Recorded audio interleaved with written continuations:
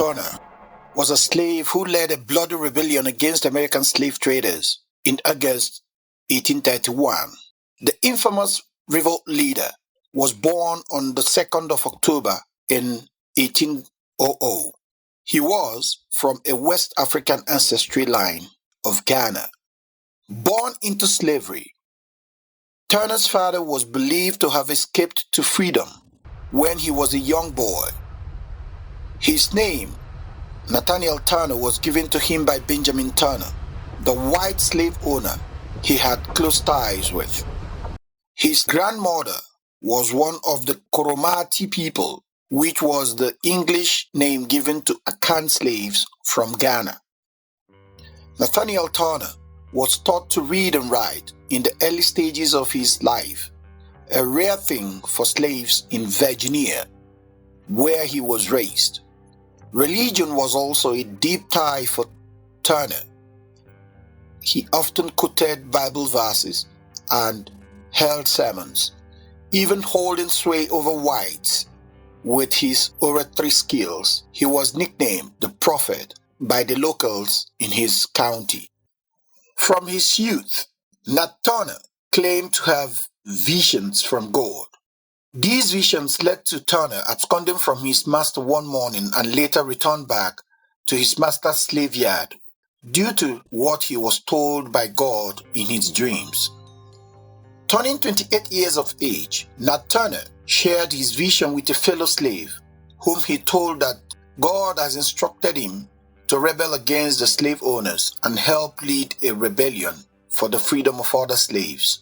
Nat told his fellow slave, I heard a loud noise in the heavens, and the Spirit instantly appeared to me and said the serpent was loosened, and Christ had laid down the yoke he had borne for the sins of men, and that I should take it on and fight against the serpent, for the time was fast approaching when the first should be last and the last should be first.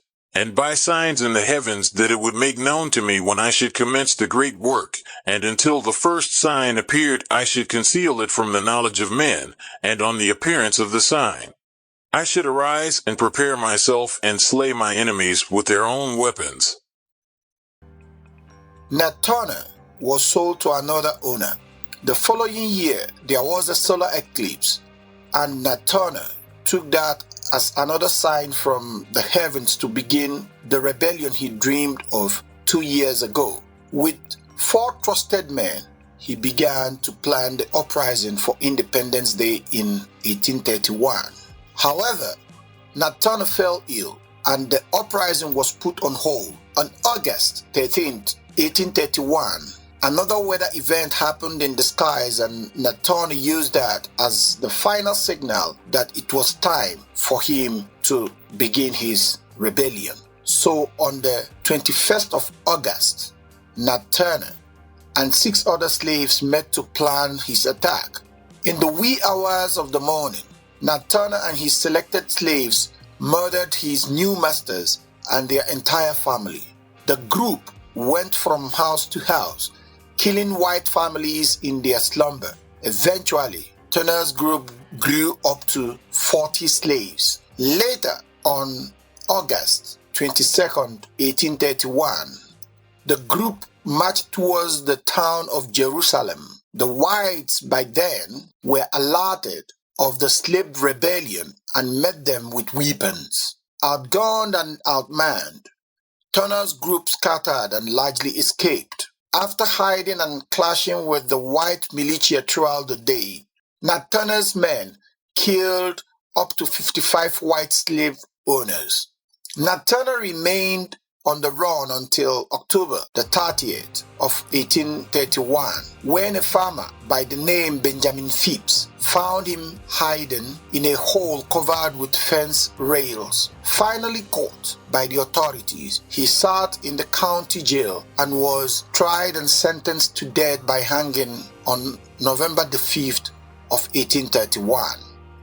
The execution and subsequent skinning of Nat Turner took place on the 11th of November of 1831.